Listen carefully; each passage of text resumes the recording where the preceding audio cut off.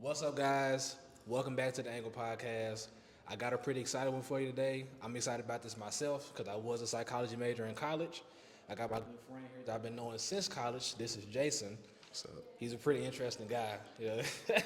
Don't let Jason look. He's really interesting because you would think, what I'm saying, you meet him and he's got like this energy and like this big type of intimidating presence, and it's not that.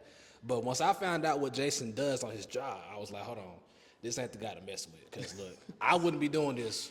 Just I couldn't do what you do, and I told him that when I first found out about what his tasks and what his duties were at his job. But I mean, it's a pretty good guy. It's gonna be a good episode. I'm pretty excited about it. Really good friend of mine. Jason, take a couple seconds here and explain yourself to the people. Who are you? What you do? What you all about? what's up, everybody? So, my name is Jason. Um, I'm I'm a registered nurse. I've been working for about 3 years. I really just kind of got into psych pretty recently. I did about 6 months of it with like Jerry Psych, which is working with older adults, and then I did travel nursing, which is I went to a psych facility and started working with like all adults. So I would say like 18 up where I was at was like 17 plus and up. So yeah, I've been doing that for here recently, probably about like a year or so. So Okay. So registered nurse, traveling nurse is what I know that he does. 'Cause he travel to do what he do. And so as of recent, his most recent job, he was working in the psych ward. And when I heard that, I said I got to get him on the podcast. 'Cause I need to know what's going on in this psych ward. The name of the episode today is called Psych Ward Mentality. Pretty dope name. I thought of it myself, you know. But we ain't, it's neither here nor there. Jason, I got a series of topics that I want us to talk about regarding your experiences and what you went through, dealt with, and what you saw at your facility. Keeping all the HIPAA laws, so no name dropping, no location dropping, none of that type of stuff. But this should be interesting. I'm actually really excited to get into this. So if that's all we're gonna be doing here, let's go ahead and get into it. let's do it. So my first topic I got for you, okay? We starting off with a banger. I was debating should this be first or not, but it's the first one I wrote down. So we gonna go with this one to be number one. So Jason, can you tell me the most disturbing thing you witnessed on the job? Okay. I know there's got to be a broad variety of things. I was gonna say it's a loaded question, but yeah, no, that's a good one. That is a good one. The most disturbing thing I've seen on the job, right? Mm-hmm. I would probably say I'm trying to sift through my mind because it's a couple things that's okay for the sake of hope y'all not eating or whatever while y'all watching the podcast. Oof, But okay. there was one instance with a patient. He was a frequent flyer, like he had been there multiple times, and this is someone that we pretty much dealt with, time and time again, like multiple admissions to the hospital. This that admission, or that current admission, he had got violent, was like threatening towards staff, and we had to put him in seclusion, just to kind of give like a definition of seclusion. It's like it's like an empty room with padding, and there's like a mattress on the floor.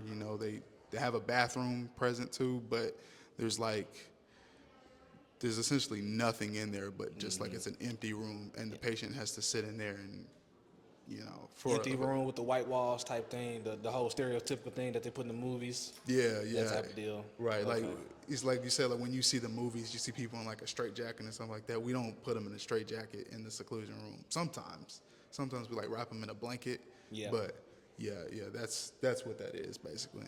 And so this patient was in seclusion, and we go in for what we call assessments. I don't know if they call it that nationwide, but that's we call it assessments. We go in and we just talk to them, basically try to evaluate like, hey, why were you doing this? What are you gonna do differently when you come out of seclusion? That kind of thing. And like I think it was the second like assessment we came in, and this guy was still like he was very delusional, very just wanting to attack anything that was in his like vicinity. So we had to be really careful, you know, around him. But like the second assessment went in, he was fully nude, and he had smeared feces all over the walls, and he had also urinated all over the floors. When I say this gets graphic, it gets graphic. Like he urinated in a cup, and he proceeded to drink. Okay. Yeah, Okay. All so right. yeah, Okay. that's top things to start like in that for sure in the hospital. That's Yeah, most because disturbing I've I seen. done some hospital work myself, and I done seen feces and urination. But okay, you say he drunk it. Yeah. Okay. Yeah. Okay. And you know, it's like this is, All I right. the thing with like a lot of psych patients is like you kind of, I know with me, I had a hard time figuring out if it was like a performative thing or if this was like just like their illness. This is like something they're doing. But yeah, this was just, you know, this his way of like getting the attention of like staff, and it was he got it that day. That is something. Okay. Okay. Yeah. Justin, you good over there? You heard that? Yes. Sorry, y'all. I had to She start sure it got off. that tea over there. Try to think about something else for a minute. Right. I didn't know they was gonna say that. I was gonna say put your spoons, your forks. all Put it that. down for a minute. Yeah. You know? Okay. Viewer discretion is advised. I put that up there for the first, and we just started. That's nasty though. I think we gotta talk about that for a second because I pick it up. No, I get it, man. It flustered me. When the first time I seen it. He drunk his own urine. Yeah. Okay. Yeah, he like I said, so he had like a history of being very like just like volatile, I guess in a way, or like just doing stuff that was out of the ordinary. He would drink hand sanitizers, so we had to take all the you know so the hand sanitizers on that unit don't have alcohol for you know reasons being Yeah. that you know psych patients would come in with alcoholism and that kind of stuff. But we had like he would drink the hand sanitizer out of the you know the automatic ones that we had on the unit, so we had to remove those ones. And when he would go off the unit, he would proceed to do the same thing, you know, drink hand sanitizer. So just you know had a history of doing some pretty odd stuff, and Yeah. so we had to. He was one of those guys that we had to keep. He an might eye have been a psych patient, but I got a feeling he did that when he was a kid. He probably was that kid that was curious and just doing nasty stuff he wasn't supposed to do. I don't know. I mean, it's some little kids out there that do some stuff that you be like, what? And they be like, well, he just a kid. Yeah, I don't know. Probably. But this is a grown man. Yeah, yeah. He yeah. grown, right? Oh yeah, yeah. Oh yeah. I just play. We talk about adults here. Yeah, okay. Yeah. There you So go. here's another one that's actually really interesting that I talked to our mutual friend about this, and I want to make sure I added this to the notes because I thought this was an interesting topic that I specifically want to get a direct answer from you because you worked and may do future work in this type of facility. Mm-hmm. For the suicide watch patients, what is your philosophy on whether or not it's our duty as a society to keep them living? Yeah, he Okay. told me y'all already talked about this, but I wanted to hear from myself what your response on this is. I'll tell you mine after, because I want to know what you got to say about it, because you actually did this firsthand. Yeah. Yeah. Well, so I'll give a rundown of like what the protocol is for like psych, nurse, and mental health workers and stuff like that for like suicidal patients. You know, they have to be under consistent watch. Anything that can be considered like a weapon or something that they could use to harm themselves, we have to remove it from them or from their vicinity. And that's pretty much the gist with them. You know, a lot of it comes down to like their diagnosis, because some are borderline personality disorder patients and they could be doing it for attention. Others could just, you know, just be severely depressed to the point where they want to. So you know, it's kind of like a spectrum Yeah. in a way. But as far as my philosophy on it,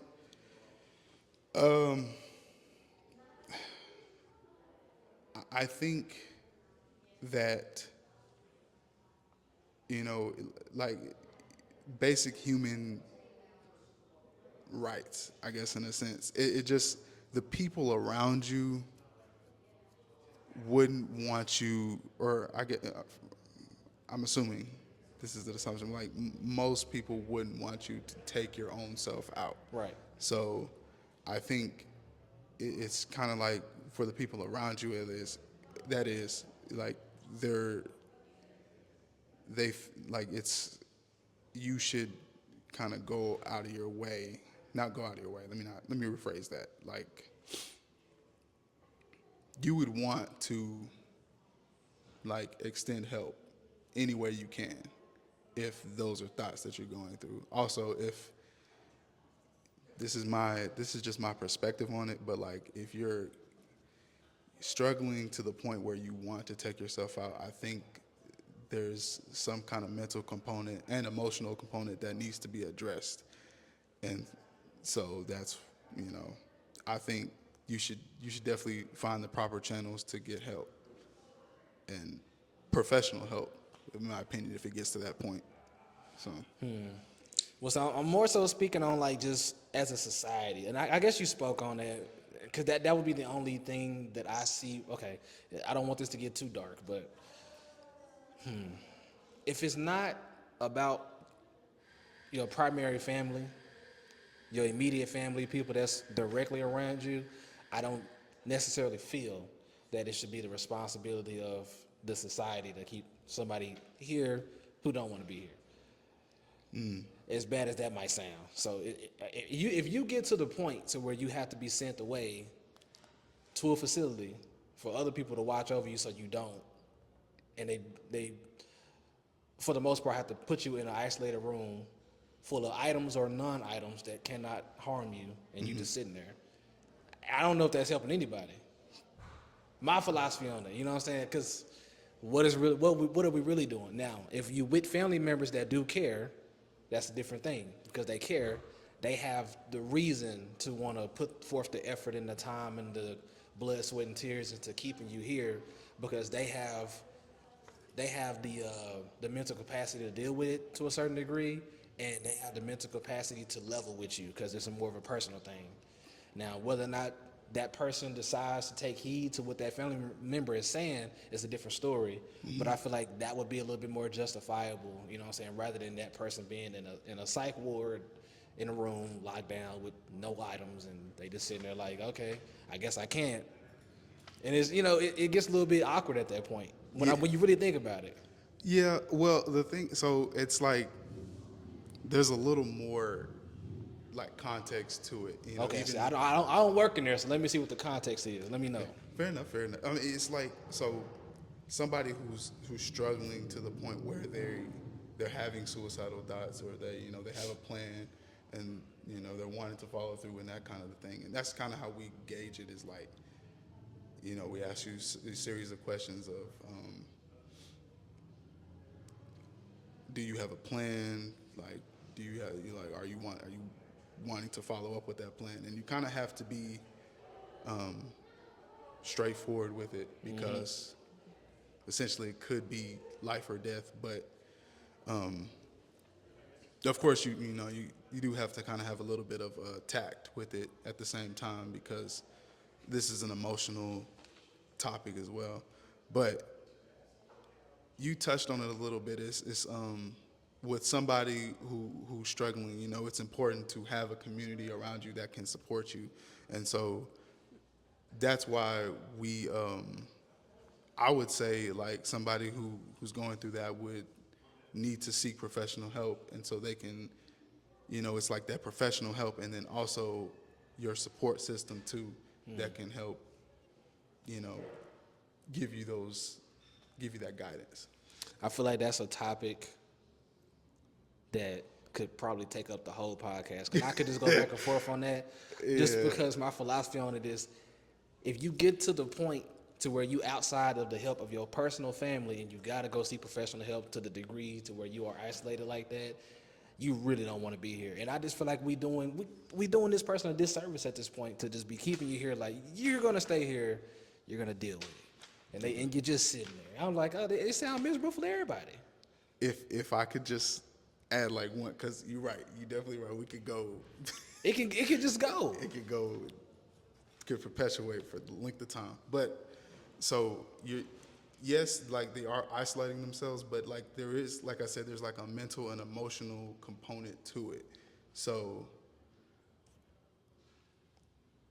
I want to say this in a way that doesn't sound like it's like we're trying to control people, but it's, you know, you do kind of have to like do some rewiring. It's going to take some time, but like of the mind, to the point where, you know, they can find certain things to keep them happy. Because of course there's not like a one size fits all approach to everybody, but it's like the first step can like then like open up like, you know, many opportunities that they maybe didn't think they had the opportunity to, you know, because I think a lot of that is just like, you know, I'm not in the mind of people who want to harm themselves or like, who want to do that kind of stuff, but I would imagine just like maybe they, you know, if they isolate themselves, they you know, there's a little bit of hopelessness there, and they don't, maybe there's a little bit of closed-mindedness as well. So I think a lot of it is just kind of like rewiring, opening up your mind, and just like professional help is like the start, and then like really seeking out family, and then wanting to get help. So, you know, it's I think it's definitely a mental, emotional toll to it. I am planning to start a philosophical segment to the podcast. It's gonna be called Philosophy Fridays. I might have to add that on there because I think that's a topic that could stretch, and it's a spectrum, and there's a couple sides of that coin that you either on this side or you're on this side when it comes to the topic. Speaking of that, I saw Justice in my peripheral. She made a face a couple times. Did you want to say something about it, about the question? Well, hold on. I don't know if it's gonna pick you up. You might have to come over here and use one of these mics. Well, it's okay because they don't have to necessarily hear as long as y'all transfer it back to the camera. You know what I'm saying? Okay, I'll try to repeat the question. Okay. Like, what if the person who doesn't have the family support needs to be there because they can be a harm not only to themselves, but they can start to be a harm to others. Like, those type of people need to be in that space because if they're already in a space of wanting to harm themselves, they're going to start exhibiting behaviors that can thus harm other people. So still, they need a place to go. That's all. So she's saying, Justice is saying, if it didn't pick up, what if this hypothetical person doesn't have the family support that I'm mentioning, and they get to a place where they're not trying to harm themselves, but they may also want to harm others? What about them, and should they not have a facility to go to? That's a great question, because it goes like that's what the psychiatric hospital is for, is seeking professional help, because the main reasons that that patients so when the hospital I worked at, a lot of the patients that came to the hospital were what we call IE-aid. It was I forgot what it's like, involuntary admission. I forgot what the E stood for, but yeah, they were IE-aid, and it was because they were a harm to themselves or a harm to other people, or they were, you know, so they were incapable of taking care of themselves. Like, we call it failure to thrive. So yeah, you know, that's definitely one of like, and I think, you know, they give that advice out in the public or out in the community too, is seeking professional help as as soon as possible. My philosophy on this stays the same. Uh, Justice is my significant other, so I hope she don't be upset with me about this. If you asking me that if it's a person who is starting off as suicidal but not able to get the help that they need and they don't have the family support, that's understandable. They start to turn around and want to harm other people. At that point, you're just crazy. But that's neither here nor there. That's what I'm thinking. A suicidal person, by definition, is a one-on-one type thing. It's a me versus the world type situation. And if you start to turn like, okay, I'm just gonna go for other people, I was like, oh, yeah. Now we got to find a new word for what you are, because I don't know if it's suicidal no more. I think it's a little bit more than that. I think it's got a little bit deeper. Yeah, well, If that's making sense, I mean. to interject a little bit, it's very rare that somebody who's suicidal, like their intent is to go after other people, or like it switches from their intent. Like it's usually they just want to take themselves out. And Can I jump in real quick? Okay, she raised her hand again. Okay. Okay. I think you might have misinterpreted what the question was. I think you combined what I was trying to say. I don't mean they start off suicidal and then now they also want to start to harm others. It could be one or the other. They need a place to go because they could either be suicidal so they want to hurt themselves, or they could not be suicidal at all, but they want to harm others. And the people who, if they're not suicidal at all, but they still just want to harm others, that still is something that you need to hold a space for them, because if not, now they're out in society just harming others. However, I get where you're coming from though, because if they are trying to harm others, then it is another word for that. That's not suicidal, but they still get a place. You know what I'm saying? yeah, Okay. Okay, so just to try to rephrase in case it didn't capture, what she's saying is, or what she said was, she understood what I was saying. I just might have misinterpreted it a little bit. But if it is going to be somebody who is doing those things where they are suicidal and they want to harm other people, there is another word for them. It's not suicidal. But nonetheless, there should be a space for people who is suicidal, they want to harm somebody, or they just don't have the resources and the family resources to get the help that they need, that they desperately need, and they have to have a place just in general. I'm sure Jason agrees with this, and me personally, I'm just like, look, if you to the point to where you have to be isolated in a room with nothing in it, I think you're beyond the help, but that's what I think. And it's a deeper conversation to be had. That conversation can go for quite a while. We already spent enough time on it already, because it's gonna take a little bit to change my mind just on that concept alone. Just like with the tipping thing, tip culture, I could talk about tip culture all day long. Yeah. And I haven't met nobody yet that's convinced me to tip. yeah, Other than my significant other. I tip when I'm with her, but when I'm by myself, hey, good luck. Good luck. Okay.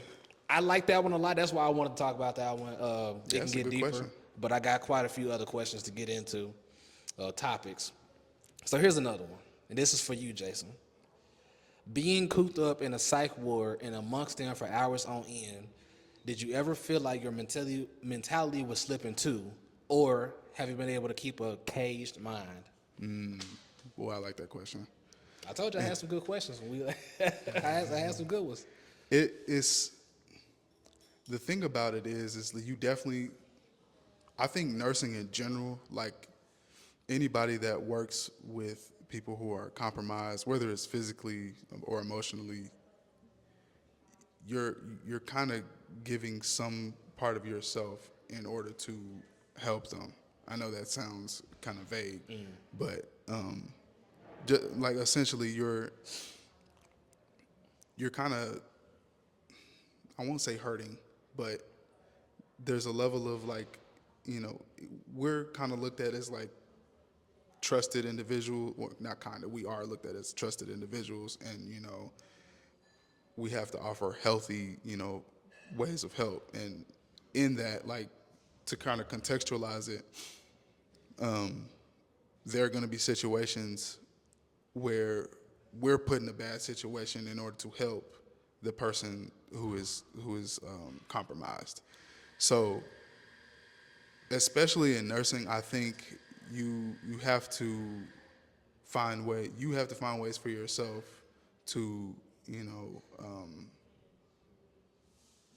like keep a healthy mindset, like talk to somebody, find ways to just kind of just unload, like maybe a professional or whatever. I don't know if like you have insurance that can cover it or whatever, but I would definitely suggest for like anybody who's like in the medical field or any kind of like health professional, definitely, find ways to make yourself like happy or like content, so then you can offer healthy advice to your patients. Did you do counseling for yourself being in that situation? I believe you said you did it for about 6 months in the psych ward. Is that what you did, or you had like other methods to keep your mind straight edged? Yeah, like I had other methods. I also talked to like a counselor or a therapist for a little bit as well. I probably didn't utilize it as much as I should have, but I'm a sports guy, so I found other ways to kind of keep my mind clean and, like you said, straight edge. Play basketball, shoot around, work out, just something to kind of really just release and unwind, and then start over again. So Jason in here, he witnessing people drink their own urine, right? And so what he do, he go watch a basketball game, get on the court, then he go lift some weights. He good. That's what he just told me. Yeah. Cause me personally, I don't know what I'm gonna do. Cause like I said, I have hospital experience, and this is one story that always sticks with me. That I don't like, but it never really leaves my mind. I was doing patient transport, and I had this lady 1 week. I was pushing on the wheelchair, getting her from point A to point B. That's literally the job description when you look up patient transport. And I'm getting her from point A to point B, and I was actually having a bad day that day. So I thought I was having a bad day, and she was like, "Hey, you seem upset." I was like, today sucks. It's just me being me. And she was like, well, I'm having a rough one too, but we're gonna get through it together today.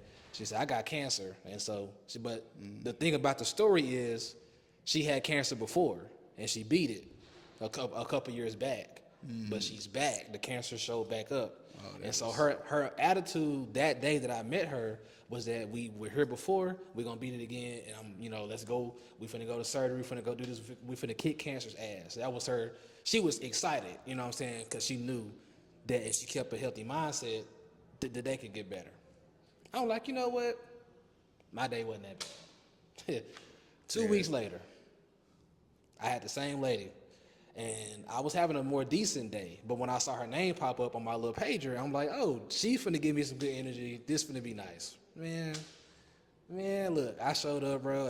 I'm smiling to like not keep it all super dark, but she was her skin, she was a different color. You know what I'm saying? The whole energy was very different than the first time I seen her, and it was one of the saddest experiences that I've ever experienced. That wasn't me personally in my personal life, but I didn't know how to deal with that. Like I didn't even talk to her. I didn't even say no words, bro, because I feel like it wasn't nothing I could tell her. She was on cloud nine first time I met her. Then next time around, I came to get her from point A to point B. She was, you might as well take me now. And I was like, bro, I got to figure out how to not let this screw up my life completely, because I did not know how to feel. So I agree with you. If you're going to be doing hospital work, you might want to get some professional help. I was never able to afford it to this day. But that's interesting. That put a knife in my heart. For sure. I mean, just to add on to it, like just the influx of emotions can really kind of, if it's kind of, for me, like starting off, like you feel for people, but just to add a component to it, just, some patients will kind of use that against you. So that's what you kind of have to be careful of, but that's another can of worms. I seen that happen when I was working in the hospital. Yeah. I seen that happen. Yeah. But yeah, that right there is just like, you taking that home with you, so you have to learn how to deal with your own emotions. so you can, you can then be of serviceable help to people who really need it. Yeah. Too.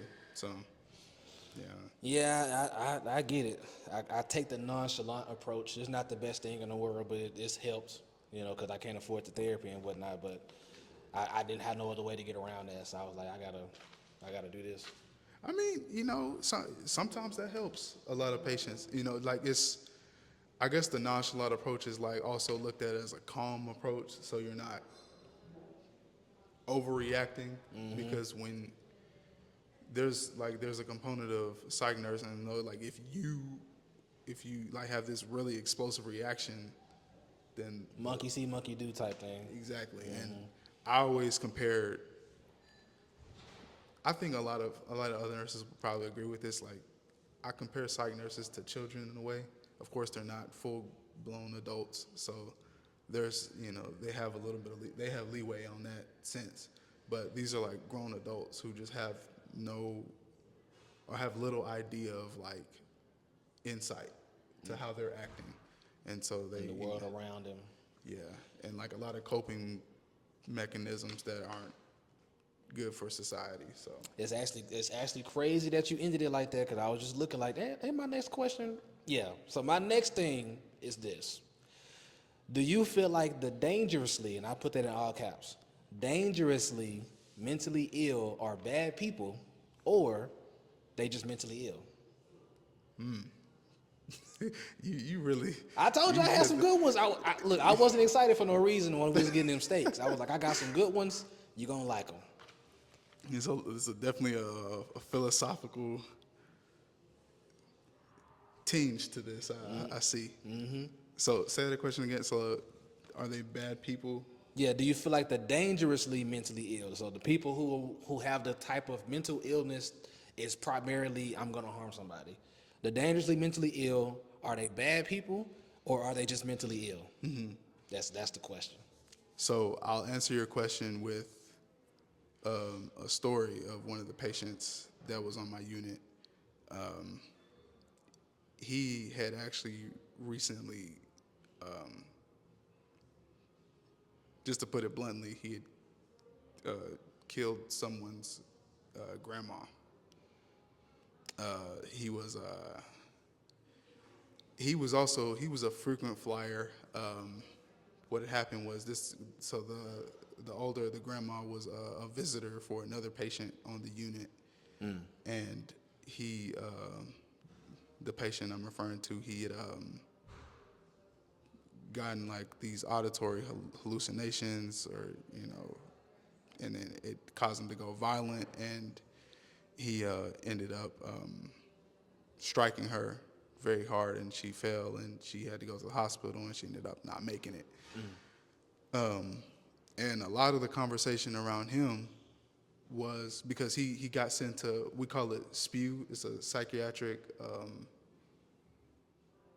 I forgot the what's it acronym. called? The acronym, yeah. But it's not prison, but it's very similar to it. It's for mental.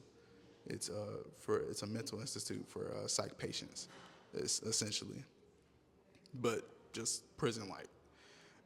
He got sent there for a long time, and then he was sent back. And the conversation surrounding this particular patient was, "Oh, I don't like him. He could. It was so bad. Like he could die today, and I don't care." Because I mean, It was somebody's grandma. yeah. He essentially murdered somebody's like grandma, like an innocent bystander. But when he got admitted to the unit, like the kindest person I've probably had a conversation with, maybe to this day, one of the kindest people that I've had a conversation with. And you would never have known, having a conversation with him, that was in his past. And so that, knowing that, or like having that in your back pocket, you kind of have you kind of have to look at everything as like what would I say? Like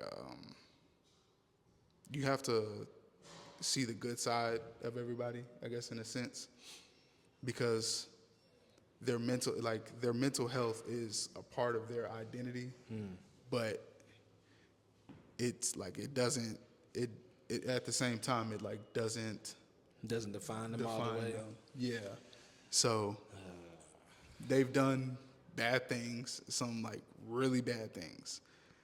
But like we have to treat them equally. We have to care for them consistently with like all other patients. And so with that in mind, I like if to answer that question, like honestly, I don't think any like the mental health patient is like inherently bad. I think something went dangerously wrong in their path in life, and unfortunately, it had really bad repercussions, and here they are today. And I mean, everybody's capable of change. Everybody. Oh, see. I was gonna just let it end with the story, but you just said everybody. I don't know. You know what? I ain't even gonna get into it. I ain't even gonna do it because I don't want the podcast to be way too long. Because that's a whole other chapter in my little book. We could just really get deep into that. Everybody's capable of change. I don't know about that one now. That's a deep one. But that's a heavy story. And if I may, I might use that for my Philosophy Fridays that I start with the podcast, because I think that's a topic that should be brought up, good versus bad. And let's throw in the mentally ill. Are these good or bad people, depending on what happened? And I think that's a good scenario. And I would like to, try to put that out there and get some points of views and perspectives and see what people might think about it. Because I think that's a coin flip right there. That's interesting. But that's a heavy story. Did that happen while you was on the job, or you heard about it? So that was like the whole there was a lawsuit about it. Yeah. I think he got rewarded money because of his it's a long story that you gotta get deep into, man. He got money? Oh my goodness. His parents essentially sued the hospital because of something. I can't remember why, but they ended up winning the case. And from there, Life is crazy. Yeah. But the thing is that, and so first off, I want to preface it by saying when a mentally ill person commits a crime, that's where it gets really dicey, because when they got to go to court, trial, and all that stuff, they could be they're immediately sent to a mental health institute or whatever, as opposed to prison, because they're just not deemed fit for prison. Yeah, which is actually super crazy. That's another. It's another thing. That's another long conversation. That's another long conversation. Well, okay, yeah. We should do a whole other fucking podcast. Shit, Part 2 coming. I'm just joking. Golly, I'm just messing around. Let me get to this next one, because that was all that stuff got real loaded. They not fit. That's the reason why everybody be out here they finna go to jail. They did something. I'm crazy, and because they know, and I think that's actually. Anyway, okay. Next topic we got here: being in behavioral tech. So basically, what your job is, because that's when I looked up the job titles, and this is one of the topics that came up. The titles that came up. Do you feel like there's a fine line? Oh, okay. I spelled this wrong when I wrote it down. Do you feel like there's a fine line between the sane and the insane? This is a thing that's been getting talked about for ages. People talk about, oh, you think you crazy? I'm really crazy. I'm just out here, or you inside, I'm outside, or whatever. It's a fine line between being sane and insane. How do you feel about that? I think there is, yeah. I think, here's the thing. It's the subtle differences add up to the point where you can tell they need professional help, or they're mentally unwell. And so it's like saying the difference between men and women. Essentially we're all the same, but it's just those little differences that make us very indifferent. Yeah. Okay. I see what you're saying. That opens things up a lot because men and women are very different, but the same. Right. But still very different. Right. And so reeling it back to the difference between the sane and insane, again, it's like it's not as maybe divisive as people would want to put it. It's like like I said before, it's a spectrum. And so there's a lot of people with borderline personality disorder walking free. Yeah, they just don't know, or they do know and we don't know. Right. Right. Yeah. You don't even know who I really am. Like, they gotta relax. Oh Lord, but yeah, it's essentially, and then some people are medicated, they can afford medication, they're talking to a therapist every day, they're getting the help they need or whatever the case. Some people aren't going through those avenues, and they're just and they're maybe probably not as well adjusted as that other person with the same illness. So I got a buddy I met, and I won't say no names because he might see this. And when you talked about how when you first started, were they putting on a show, or was this for a show? Was this an act, or is this really what's going on with the first story you told? He would tell me, what I'm saying, like when he not on medication, he borderline, should be in a psych ward, and I was like, but I have conversations with him every day. And I'm like, really? Like, I don't know, bro. I think you could. You know what I'm saying? Like, but it was a point in time that me and him was communicating. We talk every day, and he's the only person I get to talk to every day. But he was in the actual hospital. He was letting me know, like, I'm in the hospital right now, and my medication ran low, so I'm in here under watch. I was like, I just couldn't believe it. Like, so I believe what you're saying is true. There's a lot of people out here that's just walking around, and we just don't know for real what's really going on upstairs. Justice got a hand up, guys.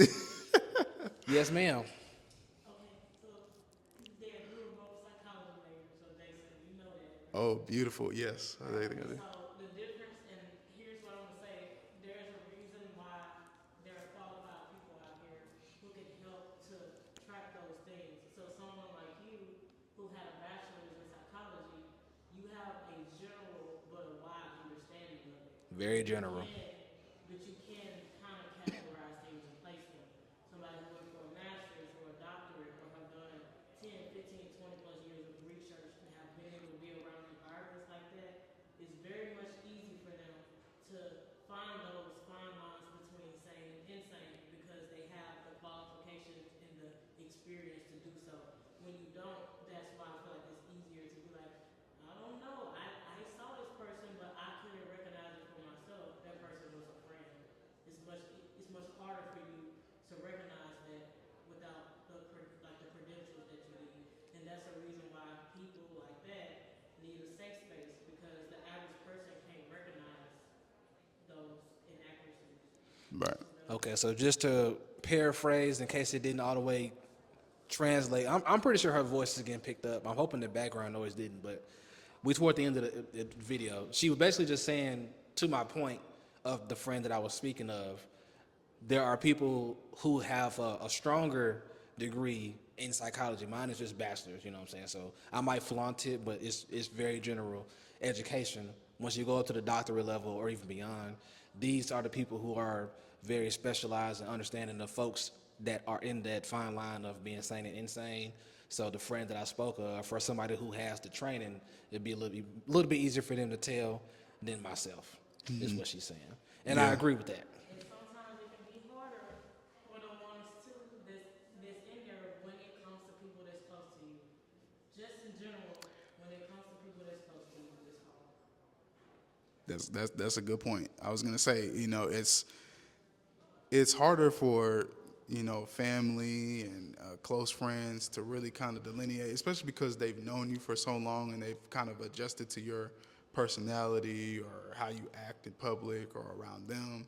So when you add like an outside source, especially somebody who's licensed and who's been through a lot of schooling and training and stuff like that,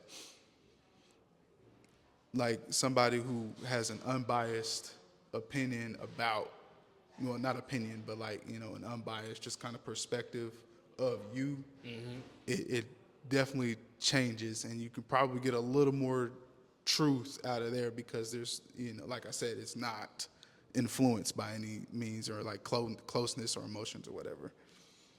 Okay. Well, I got my last little topic here, and then it's a closing question, but it's gonna be a little bit quicker. Okay. So here's the final thing that we're gonna talk about here.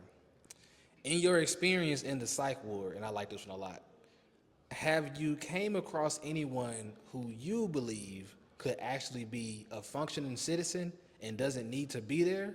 Can you talk about him or her without name dropping? So Right. just in your personal experience in your job, did you actually meet somebody that you were like, I don't know, maybe this person could walk among us and be okay? A patient? A patient. Yeah, there were actually a few, but it kind of goes to our last conversation. I was just thinking as I was reading it go into it a little bit. Yeah, because as somebody who hasn't had a lot of training and like picking up those certain symptoms of this illness or that, I could probably miss it, but that's where the providers and the experience, like people who do like they call them neuropsych evals. Yeah. And so they actually do like the in-depth work to really kind of see, are you ready to go back out into to society. And so when I was talking about how there's not like a one size fits all approach to psych in general, it's more like how they have like multiple response and then there's like open response. It's like an open response. So there's a lot of gray area. There's more than one correct answer. Gotcha. And knowing that like one conversation with the person or even like 5 conversations with that person doesn't mean that they're necessarily well adjusted. So, that's where like I said, That's where the gray area come in. Right. That seemed to be pretty tough. I mean, Yeah. I probably, I get up in there and be like, hey, let her go. Yeah. Yeah. She ain't do nothing. She over there drinking water. she a little too regular. You know what I'm saying? He over there drinking pee. Yeah. I think it's a clear difference. But that's why I'm not working in there. And that's why I mentioned, y'all, when I first started the video, Jason amongst our friend group gets this kind of soft guy, cool guy type, but he got this big intimidating presence. But when he told me about what he do, like, we didn't even get to the physical stuff. He told me he had to tackle a couple of people. I want to let y'all know, like, people who are crazy, you know what I'm saying, they're not thinking straight, their strength amplifies. You know what I'm saying? Like, I be in the gym every day, and I got a frat brother that's in the gym every day, way more than me. He pretty much a bodybuilder at this point, right? He got into the police force, you know what I'm talking about, Emmanuel, and he had a case. I think it was one of his very first cases, and we heard this from our mutual friend. One of his very first cases, he ran into somebody who was just not thinking straight. They called the police on the guy. Police showed up, which was Emmanuel, and he had to go and get the guy and apprehend him. This dude was skinnier than me, okay, and I was skinnier at that point, but he was very thin, way skinnier than Emmanuel is, the police officer. Emmanuel's like, you know what I'm saying, stocky dude, run track and drink grass and stuff. He one of them type of guys. He's strong. Emmanuel couldn't handle him because he was off his rocker. And so for Jason to be in the psych ward, he in here tackling people. I gotta let everybody know in the friend group, y'all gotta stop playing with Jason until he snap. Because that's what's gonna end up happening. Now, I ain't trying to call nobody out. I'm just saying, like, I'm really just giving him the props on like having to be able to go into this facility and come out on the other side. Because I don't think I could do it. I think I told you when you first told me about it, I wouldn't be able to get to that mindset of I can do this or I have the strength unless justice was involved or, future kids wasn't some kind of danger. I don't know if I could be able to snap into that type of mentality where I can deal with somebody at that type of level. And you doing that with nothing at risk. You just going there because you work there. Man. Lord, let me add to that. It's like I definitely have help. Like it Of course. It wouldn't be wise for me, even though I'm a bigger guy and I could probably hold my own. It still wouldn't be wise for me to like to go about a situation with, you know, a person who's mentally unwell and acting wild and could, you know, becoming violent, for me to just go about that by myself. Like, I still need to bring like reinforcements, because, you know, there's also, because of the component of they're not well, like, it's all holds barred for them. Like, they're doing anything. I think I explained this, like, in our conversation, you know, outside of this, prior to this, Yeah. it's like, you know, they'll play unfair. You know, they'll use weapons or whatever because they're trying to survive. In their head, you're trying to harm them, you're trying to go after them, you're trying to take away their life. Yeah. So there's the component of you have to be, you just got to be ready for any kind of like switch in an emotion. You know, they become like violent, they're grabbing at whatever, and like to the point where they had to, like, they CPI train us. It's like this module that they train you over. You take a test on it, and then, like, you know, they basically like teach you like ways to where, because patients can also like press charges against staff or like other Okay, patients. that's actually very interesting. Yeah, and so there's like ways where we have to, like, it's funny to say like this, but like therapeutically hold or like guide them. That's crazy. You know, and it basically, like, you know, if they get violent, like, we have to do it in a way that's not gonna hurt The them. most humane way. That's actually crazy. I think I now that you say that, I definitely wouldn't want to do the job. Yeah. And so what you're saying is, you got to go in there with a psych ward mentality, guys. That is the name of the episode. I was thinking of that halfway through what you were saying. I was like, this is gonna be a banger, but that's not the end just yet. I always like to end it off when I have a co-host or a guest. Last thing I want to hear from you, Jason. Give some life advice to the viewers, real quick. Just something you can tell them that you experienced in your own life that you think could help anybody out there. Go ahead, let them know. Okay. I would say, if there is a passion that you do have, I would say, you know, really strive to, you know, if there's a way that you can get to it, find a way to like get to that passion, I would definitely go for. I know that's vague advice, but, you know, just kind of coming from like experience on my end, like, you know, like if there's something on the forefront of your mind, like, of course, there's like a lot of influences that are going to be in the way. A lot of people telling you, you know, that's not going to make you this amount of money or whatever the case. But if, you know, if it's something that you're truly wanting to invest in, really, you know, I mean, I wouldn't say put all your eggs in one basket, but, you know, let that be the plan A. And of course, you know, find a plan B if it doesn't pan out. But like, definitely go full throttle towards that passion if it's something that you want to invest in, is what I would say. Find what makes you happy, chase that dream, but have a little backup plan. Yep. And I think we should all try to do that. You know, don't allow your parents and grandparents to tell you that it's not going to work out because it didn't work out for them. Because I come from the same experience. But with that being said, guys, this has been the episode Psych Ward Mentality. It's my guy Jason here. We had Justice in the background a little bit. She has some interesting perspectives. Hope you guys liked what we talked about here a little bit. I will be getting a little bit more philosophical with the podcast overall, so stay tuned for that type of stuff. Jason, I appreciate you for coming on. Yeah, for sure, bro. We Appreciate are you out having me. here in my hometown of Little Rock at some little coffee shop. That's where we at. And, you know, we will continue with the podcast. We're going to travel, do what we got to do. Y'all stay tuned for more. Peace out.